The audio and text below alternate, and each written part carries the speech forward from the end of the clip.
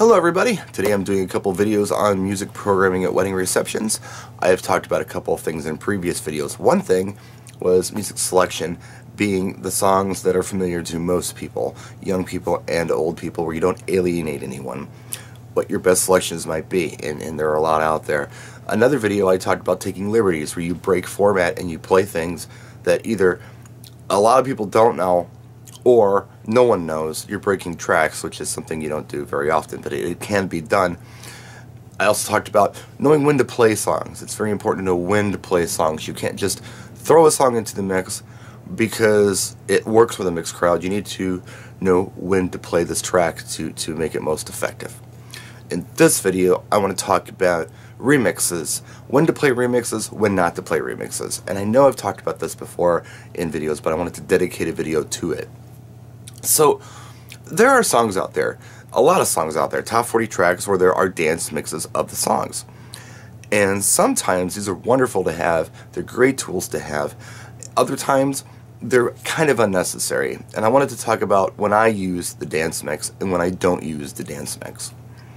So, I use the dance mix when the popular version just isn't particularly danceable.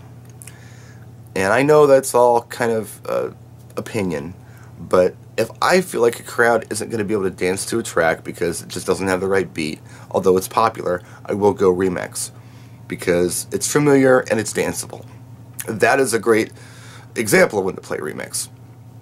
Another time I'll play a remix is if the format happens to be dance. I'm in a situation where we want to hear mostly dance music.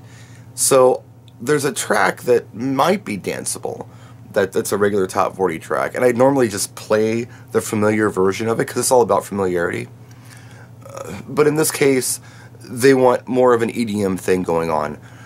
In that case, I will play the remix. But otherwise, I don't do it. As long as the song, the original version of the song, is danceable, I'll play the original version because that's what people know and they're familiar with. And some people tend to hang on every single note of a song that's familiar to them, that they've been listening to on their commute back and forth to work or whatever. And the mainstream popular version of the song is the best choice. But again, if it's not danceable, the remix is always good. Or if format happens to be dance music, you can then work in those mainstream remixes and have success.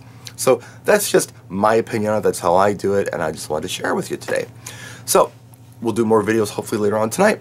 Until then, practice and enjoy.